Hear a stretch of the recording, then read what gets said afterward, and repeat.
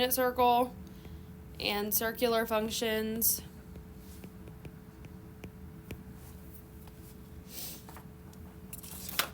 Set that there.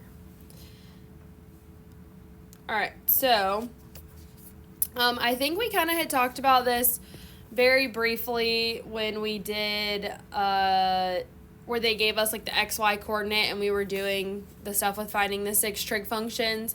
But just to make sure that we actually have it written down somewhere, the sine of theta is equal to y. Cosine of theta is equal to x.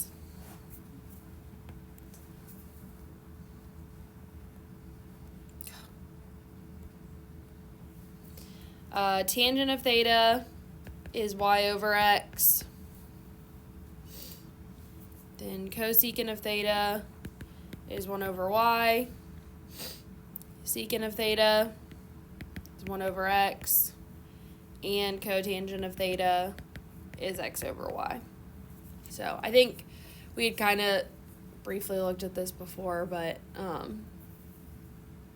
just to reinforce it with this section.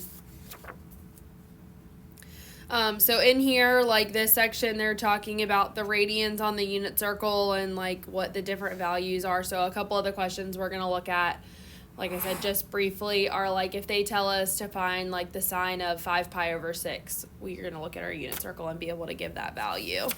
And then, let's see what else. There's also a formula for angular speed that we're going to need for a couple problems. So this is a formula that you'll need to know, just like the arc length and area formula from the last section. But angular speed is, it's this fancy W, which I'm pretty sure has a name, but I'm blanking on what it's called right now. See if I can find it.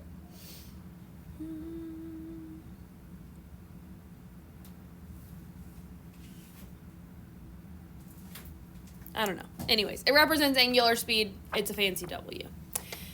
Is equal to theta over t, where theta is in radians, just like in the last section. Pretty much, when in doubt with chapter 6, put it in radians. Moral of the story. And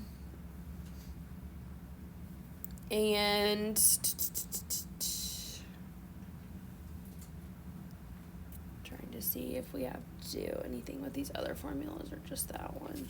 I think that's the only formula we need here. So let's jump over and see.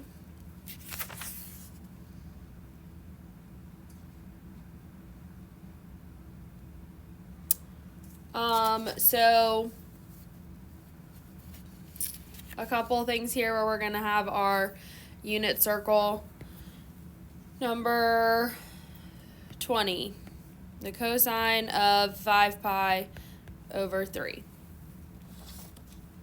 So basically, I'm going to grab my unit circle, and I'm looking for the cosine of 5 pi over 3. So I'm going to go on here, and I'm going to find 5 pi over 3, which is down here, bottom right. And the cosine value is x, so that means this is equal to 1/2. So this will be just like how you were finding it with degrees. You're just now using radians instead.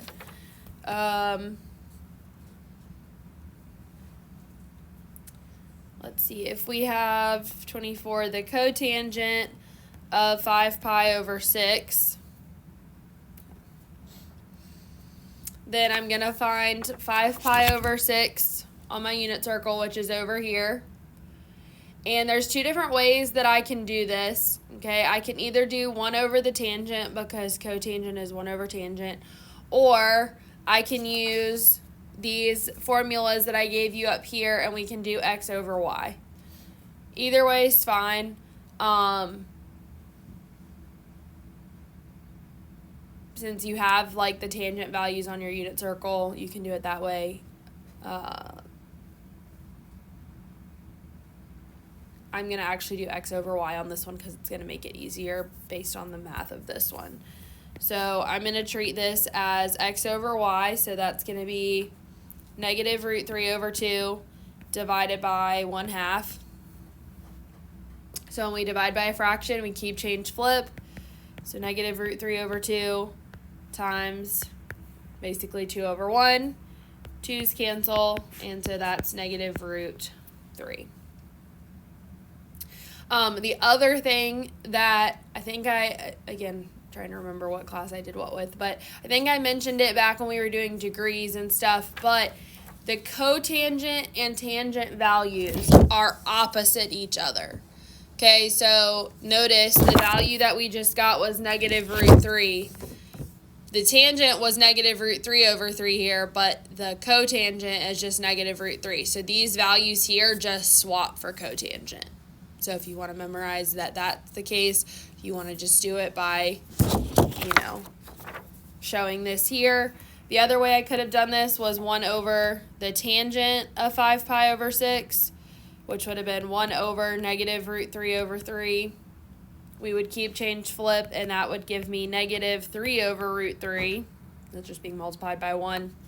And then I'd have to rationalize it, which would be negative 3 root 3 over 3, and then I would have to reduce it and get negative root 3. So totally up to you how you want to do it. You can just memorize it. You can show out the steps, whatever. If you're not super confident with the memorizing thing, I would make sure you know how to show the steps, especially on like quiz or test, so you get all the points, or as many points as possible.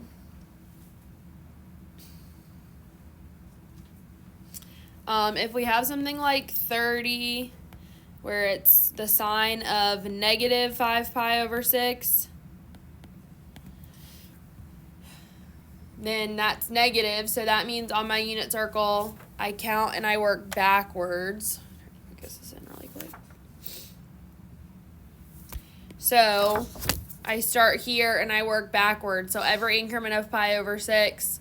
So this is 1 pi over 6, 2 pi over 6, 3 pi over 6, 4 pi over 6, 5 pi over 6. So working backwards, the sign of negative 5 pi over 6 is equivalent to the sign of 7 pi over 6. And I don't have to write it this way. I'm just doing it in case you go back and look.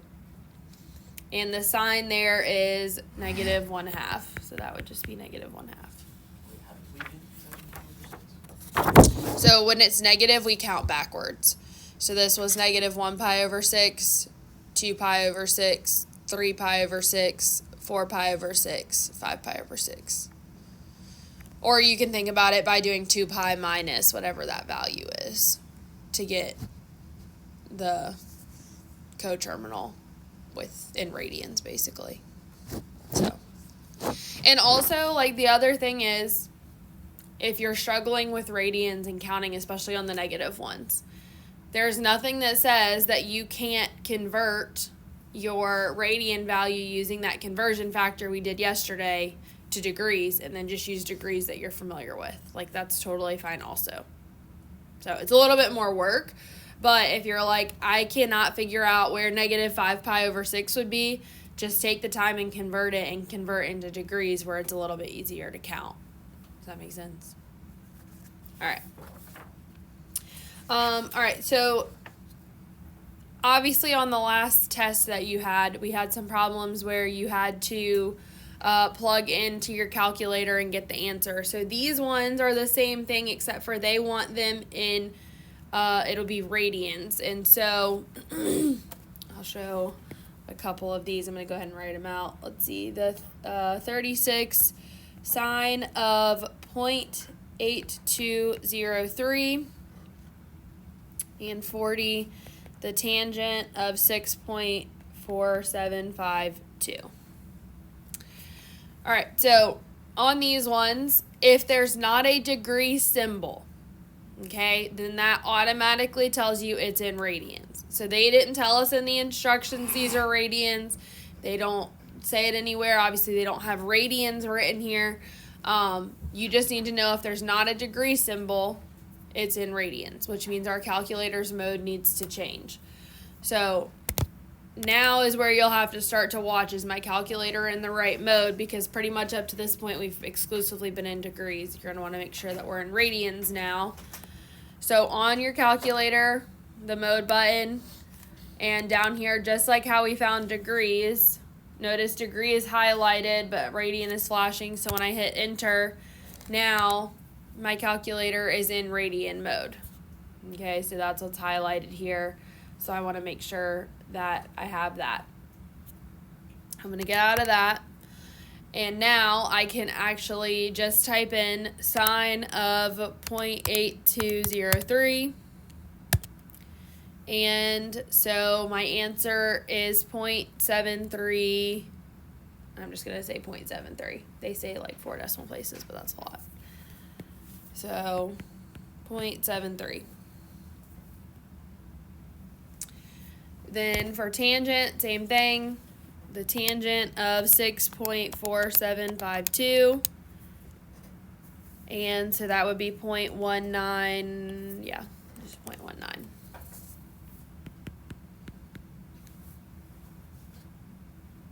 Does that make sense? Okay on that. Now, for this chapter, obviously, predominantly we're dealing in radians, and that's fine, but just make sure, you know, more so when we get into, obviously, the exam, which is still about 2 months away, a little over 2 months away, but you're going to have to be able to determine if I'm switching back and forth between.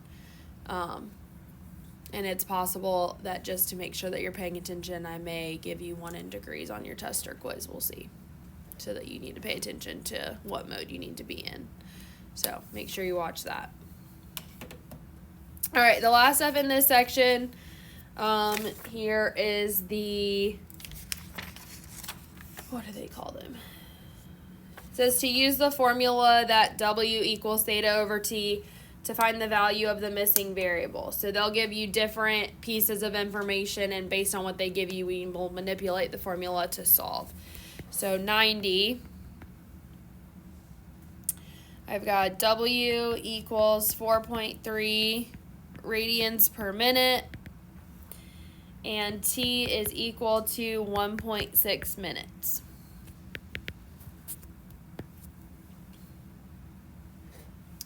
So the formula is W equals theta over T. So whatever piece I'm missing is obviously what I'm trying to solve for. So in this case, I don't know theta. So that's what I'm trying to solve for. So to get theta by itself, I multiply by T. So I'll have W times T equals theta. And now I'll just plug in 4.3 times 1.6. And that's going to be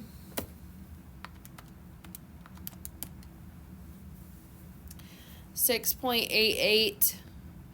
And theta always has to be in radians. They told me up here that W is radians per minute. So when it's multiplied by minutes, I'm left with radians. So my answer, I'm going to put RAD to represent radians. If you don't have that, you won't get full credit. Got to have those units on there.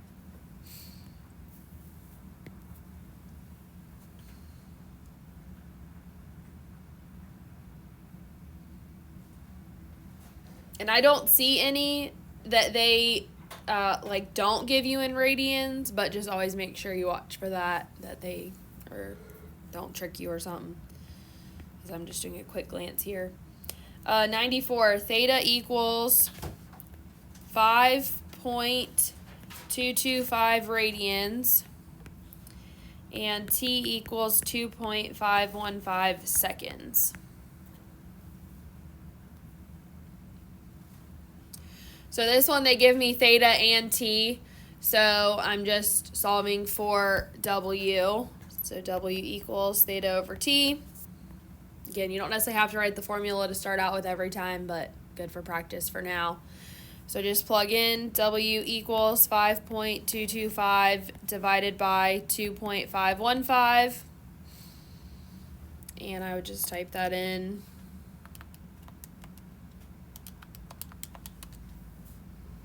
And so that gives me 2.08. And then it's units, it's theta over t, so this is going to be radians per second. If you're worried that you're going to forget to put the units on there, then when you actually do the problem, I would just write the units with it so that you see, like, okay, I divided radians by seconds, so I need to make sure my units are there. Or, you know, up here, I'm just going to do it off to the side. I had radians per minute times minutes. So minutes cancel, so that means I'm left with radians. So if you think you're going to forget units, just go ahead and write it into the problem. That's what we end up doing that a lot in physics because of so many unit changes and stuff like that. It gets a little crazy sometimes. All right, last one, unless y'all end up having any questions, is 96. Theta equals 3 pi over 8 radians, and W equals pi over 24 radians per minute. So this one's nice because we haven't had to solve for t yet. So in this case, we're solving for t. So W equals theta over t. So just like the, trig problems we were doing the other day, not like we haven't been doing trig the whole time, but the problems where we were having, the word problems, where we were having to like swap things. If this is on top and this is on the bottom and I'm trying to solve for t, I can just take these two things and swap them. So t is equal to theta over W.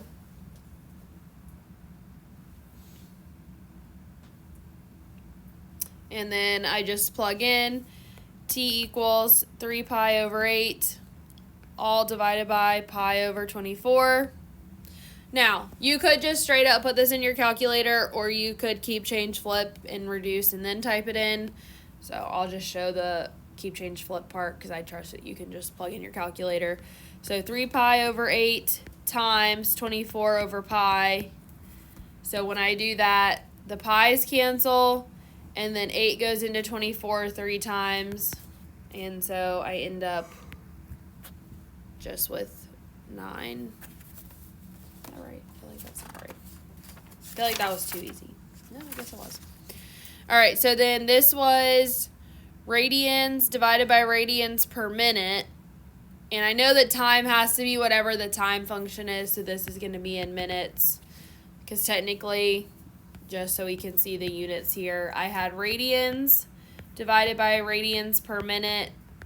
And so what happens is, again, we would keep, change, flip with that. We'd have radians times minutes per radian, because that would flip that. Radians would cancel and we'd be left with minutes. So again, you don't have to show all of this as far as your units. I'm just showing it in case you get confused about how to find the units. So we feeling okay with that? Any questions about any of this? All right. Okay, so some problems here. I'm going to give you a couple of the calculator ones and a couple of the just unit circle ones just for practice, just to make sure we're familiar with that. So let's see. 21, 23, 29. So those are the ones that are unit circle. And then calculator ones, let's see. 37 and 39. And then the ones like what we just did, 89, 91, and 95. We got a little over 20 minutes left, so you should have time to knock those out. Yeah. Yeah, just 1 second. So question for you. Do you want to, because I don't know if everybody's trying to get stuff in like on Wednesday, since we're done with this stuff, do you want to review on Monday and do the quiz on Tuesday, or would you rather take the quiz on Wednesday? And have like a notes day on Monday. When's the end of the quarter? Wednesday. So what are you going this quarter? Yeah. It's going on this quarter either way, just if we're having it on. And let me put the caveat on there. Unless for some reason they're really bad. But I think because this is less material and I think overall it's easier, I feel like it's going to help you guys, which is the main reason we're doing it. And 6.3 to 6.6 all flow together. Or do you want to decide on Monday? After you've done this work and decide? Yeah, okay. That's fine. So we'll either do it Tuesday or Wednesday. We'll see where we're at and what we think, as far as that goes. So